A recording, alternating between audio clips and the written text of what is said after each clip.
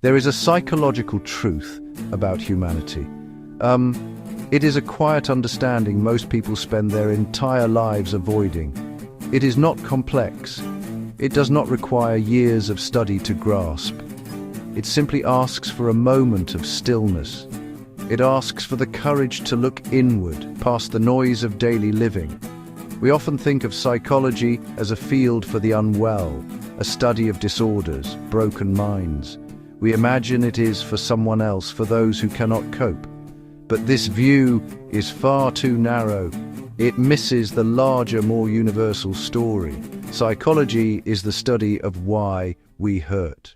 It helps us see why we repeat the same mistakes, as if caught in a loop we cannot see. It explains why we run from our own thoughts, filling every empty moment with distraction. This is not a list of faults or a catalogue of failures. It is simply a guide. It shows the hidden patterns that shape our lives. It illuminates why we act in ways that confuse even ourselves. It offers a gentle light to explore the dark rooms within us. This map shows our anxieties are not random. They are not signs of weakness. They are messages from a deeper part of ourselves. They point to conflicts we have not resolved. They point to truths we have not faced. At the very heart of this inner map, we find a single powerful theme. It is a force that quietly directs much of our behavior. This force is the fear of self-awareness. To be self-aware is to simply look inside. It means meeting the person you are without any performance or pretense. It is the act of sitting quietly with your own thoughts, your own memories, your own feelings. For many of us, this simple act of meeting ourselves feels incredibly dangerous. It can feel like standing on the edge of a great cliff, with the wind pushing at our back. It can feel like falling. This fear is not dramatic. It does not announce itself with a loud noise. The fear of self-awareness manifests in our lives in small, almost invisible ways. One of the most common signs is a deep and profound aversion to silence. Silence is not merely the absence of sound. It is an open space. It is a room in which our own thoughts and feelings are the only guests. For a mind that is running from itself, this space feels threatening. The quiet is not peaceful, it is loud with the echoes of everything we have tried to suppress. It is in the silence that the difficult questions begin to surface. It is where we feel the weight of our regrets and the ache of our loneliness. The mind, in its quest to avoid the perceived dangers of self-awareness, builds sophisticated defenses. These are not walls of brick and mortar, but psychological shields that operate just beneath our conscious notice. The ego is the master architect of these defenses. It tells us stories about our identity, then fights fiercely to protect that narrative. If the story is, "I am a smart and capable person," the ego feels attacked when someone points out a mistake. It will respond not with curiosity, blame, denial, justification. This keeps the story intact, but it prevents us from learning and growing. Avoidance is another one of the mind's primary shields. It can look perfectly normal, even productive. We keep ourselves relentlessly busy. We take on multiple roles: the dedicated employee, the perfect parent, the always available friend. When we are constantly in motion, we do not have to confront the difficult questions that linger in the quiet moments. Modern life, with its relentless stream of digital information, has provided us with the most powerful tools for avoidance ever created. Social media in particular creates a universe of small, distorted mirrors. These mirrors do not show us who we are. They show us a curated image that we project to the world.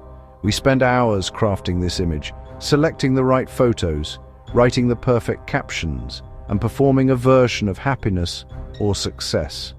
We then watch anxiously for the reflections to come back to us: likes, comments, shares. This process makes true self-knowledge incredibly difficult to achieve. We slowly learn to value the reflected image more than the actual inner person. Our sense of self becomes outsourced. It is no longer rooted in our own values, experiences, reflections. Instead, it becomes dependent on the constant validation of an audience. The gap between the performed self and the true self widens. We have been taught to see anxiety as a disorder, a chemical imbalance that must be corrected or suppressed. While biology certainly plays a role, this view misses a crucial part of the story. Anxiety is not just a malfunction, it is a message. It is a signal from the deepest part of you telling you that something is wrong. It is pointing to a place in your life that requires your gentle and honest attention. When your chest tightens or your stomach churns, your body is asking you to listen. When your mind races with worry, it is asking you to look at the source of the fear. Instead of listening, our first instinct is often to silence the alarm. This is like turning up the radio to drown out a strange noise coming from your car's engine. The noise may be temporarily masked, but the underlying problem is not only still there, it is likely getting worse. The anxiety will keep returning, perhaps louder each time, until we are willing to hear its message. There is a kinder and more effective way to see this. Suffering is not a mark of weakness or failure. It is a vital signal for growth. It indicates that the story you have been telling yourself is no longer working. It means the way you have been living is out of alignment with your true needs. Pain is not a final verdict on your life. It is an invitation to look more closely. If you accidentally place your hand on a hot stove, the pain is not the enemy. It is the life-saving signal that tells you to move your hand. Emotional pain functions in the same way. It points to what needs to change.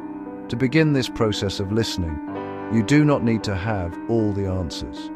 You only need to be willing to ask the question, what is this feeling trying to tell me? How do we begin to face this fear of ourselves without feeling completely overwhelmed? The answer is not to launch a heroic battle against your own mind. The answer is to start small, with acts of gentle attention.